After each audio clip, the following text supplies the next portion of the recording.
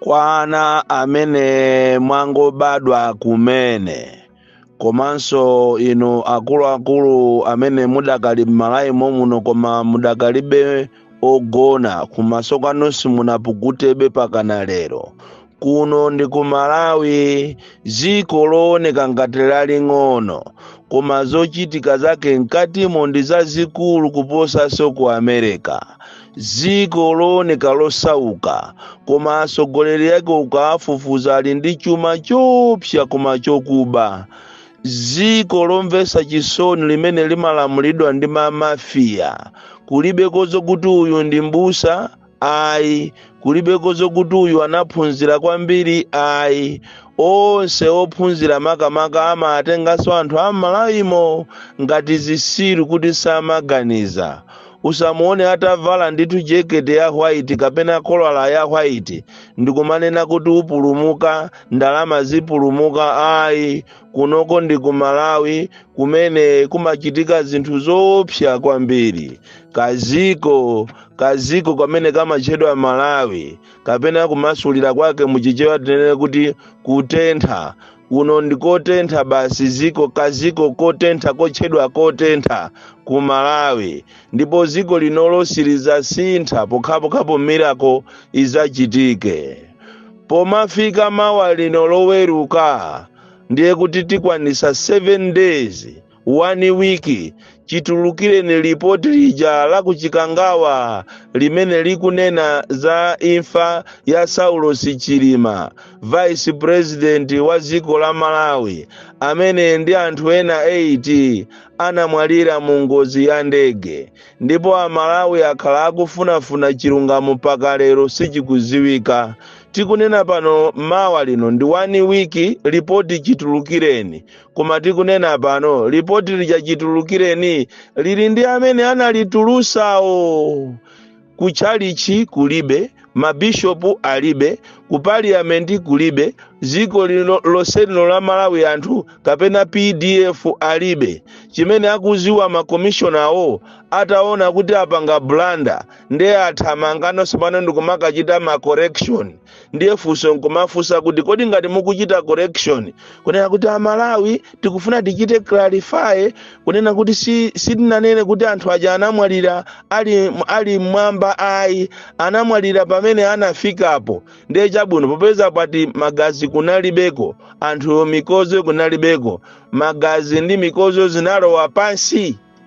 Ngati mukubwera kumachita clarify kuti aye simunatimvese, ndiye nanga popeza ngati sitinakumvese nanga mmawere ngati ndi inutu. Ndiye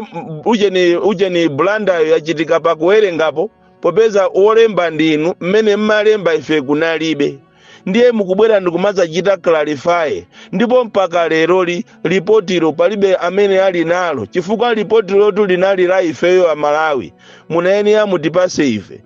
munayenera muapase ma families awerenge, madokotala akhale nawo, ma CSOs akhale nawo, machalichi osiyana-siyana, maembasi akhale nalo ripotiro. Ndiye mwalitenga ripotiro ndikulisunga m'manyumba mwanu, kutitenga ife ngati zisiru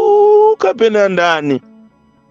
Apa zikuchita kuoneseratu kunena kuti inu nonse ma commissioners ndinu makape kwambiri, anthu okuba, anthu opanda chilungamo. Ndiye kuti ripoti limene kulibeko Amalawi ziwani kunena kuti ripoti kulibe. Anthu awa ni mamafiya kuteko anapangana zokuti tiyeni tiyabwatike Amalawi. Anayiwala kunena kuti kunja kuno kuli Mulungu, ndipo Mulungu akuona china chilichonse. Pamene tumuliko 3 2 4 na mpangana pena pake mmayiwalira kakulu kena kaje kama kuphonyani mmaponyesa pena paje. Ndiye inu simunaziwe amwata tiyabwatike Amalawi, tiyauze kunena kuti anthu aja anamwalira ali mmwamba mu ndege ndipo magazi anasowa. Amalawi atakuzuzulani ndi pamene mukubwera ndika filimu kanu kumanena kuti aiya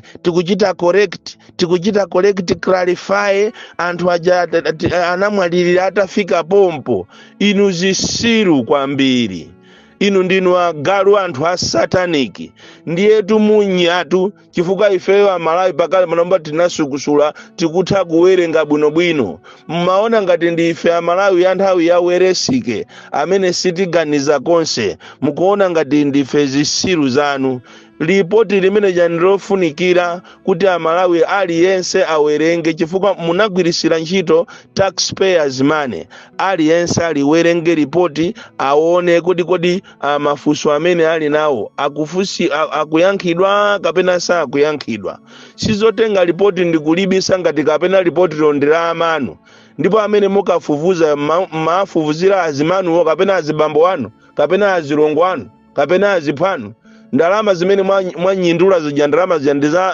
za amayi anu mukuyenera kuti mutuluse ripoti tiliziwe ndipo ripoti ngati silituluka ife amalawi first timemeza amalawi tibwere m'manyumba mwanu nonse ma commissioners tikukuziwani kuphatikizapo iwe chairman tikusatirani m'manyumba mwanu mutipase ripotiro chifukwa mwaononga ndalama za amalawi ndiye pakana lero ripoti sili kubwera olowa manebu amene amati akalengeza kuti mayeso tatulusa ana analemba mwakuti mama waje mmapeza nkhani ija ili pa notice board mmaipeza ili pa internet koma ripoti ilili pa internet palibe pa board pena palipose palibepo olo pdf kuti ulisake kunena kuti ungodinda kunena kuti chikangawa koja plane crash palibe pamene ikutuluka kutitenga ife ngati zisiru kutitenga ife ngati sitimaganiza ndiye ripoti likufunika ripoti litithandizira kwambiri kuti tuone kuti kodi anthu amene anamwalira bwanji mukulephera kupereka ripoti ngakhale kuzipani izi zinagawana ndalamazi ndiponso zikumveka kunena kuti iyi ndiye ati ndi ndondomeko ya boma kunena kuti zikachitika chonja imeja ndi state funeral boma alo limayenera litenge ndalama lipereke ku ma stakeholders komanso lipereke ku zipani zina kuti for logistical purposes chabwino tizitenge kuti ndalama zomwe analandira for logistical purposes ndiye munapereka ripoti kuti ndalama zonse zimene zinaonongedwa pa maliro ni mwakuti kuteko ndalama zo mwazibaso tikunena pano mwachisanzo chipani cha PP chikukana kuti sijinalandire 15 million chinalandira 9.5 kodi 5.5 anaitenga ni ndani anapakulwa ni ndani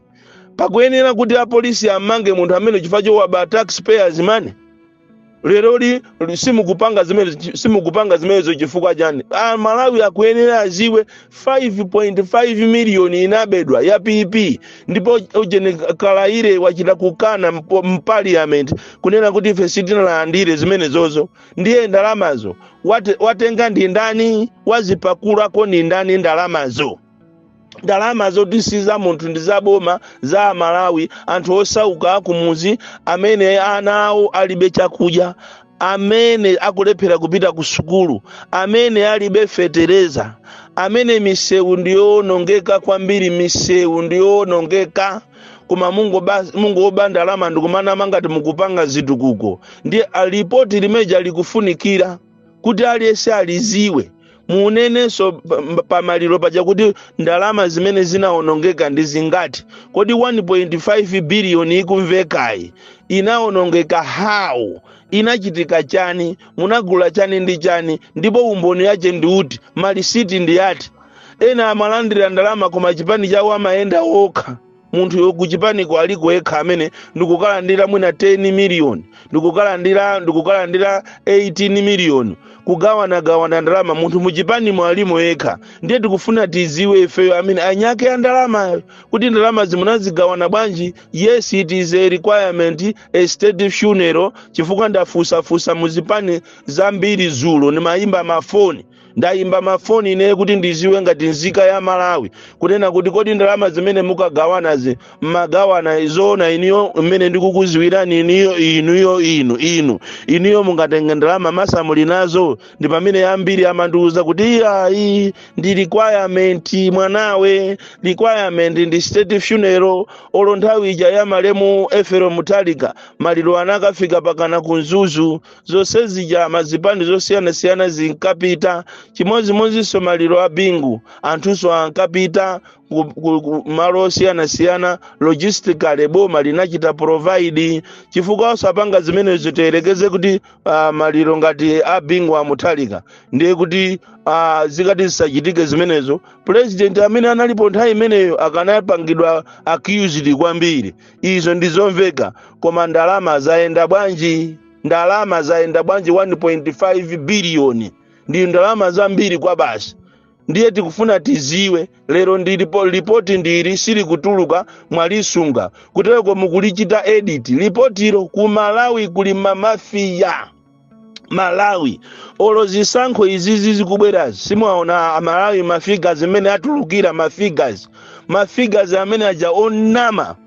mafigures aja ndionama muona zimene ndakhala ndikumanena ineyo kuti inu muberedwa anthu inu muberedwa pakali panopa anthu achita khuku mafigures NRB komanso MEC achita khuku mafigures ndikuyipasa Central Region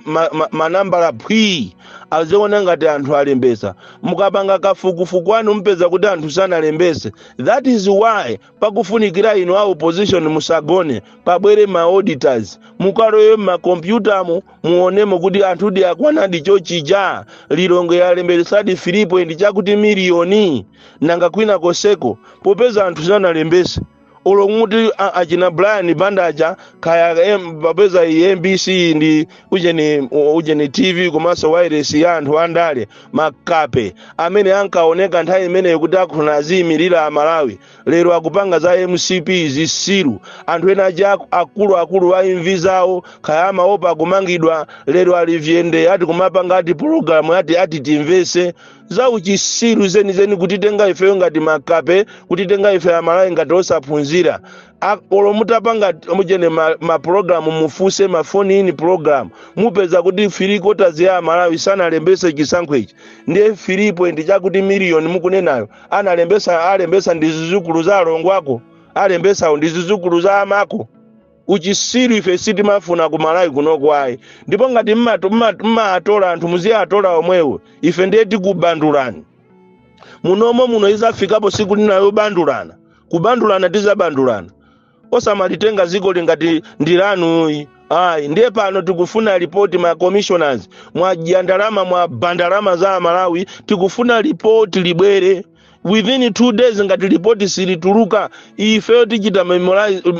mobilize a Malawi tipite pansewu komanso tipite m'manyumba mwanu ma commissioners anthu opanda chisoni inuyo anthu okuba ino ndipo litithandizira report limene lili likatuluka tiziwe kuti kodi amene anachita lie under oath ni ndani chifukwa kulumbira ndikumaka nama ndi crime. It is a crime in Malawi. Ndiye tiziwe kuti kodi amene amamuuza na maenda kunena kuti ndege inakafika kunzuzu ndiye inabwezedwa ananenayo ndi ndani amamuuza ndi ndani ndege inamenya phiri Valentino Phiri amene bonena ndege inamenya phiri anamuuza kuti ndege inamenya phiri ndi ndani zimenezo zitithandizira chifukwa ndi imfa imene ndi imfa yopweteka kwambiri imfa imene timati tikakhala ambiri ife simaja timaitaya osaija paka na lero ngati iniyo mmaja misima zanu namukhuta afiti ino a satanic iniyo muzibanga zimene koma ife zimatipweteka tikamuganizira Shaniru tikamuganizira Chilima tikaganizira wose oyendesa ndege zimatipweteka ifeyo zimatipweteka ifeyo sisiru inuyo. Usaiwala kupanga subscribe ku channel ya AMTV Malawi.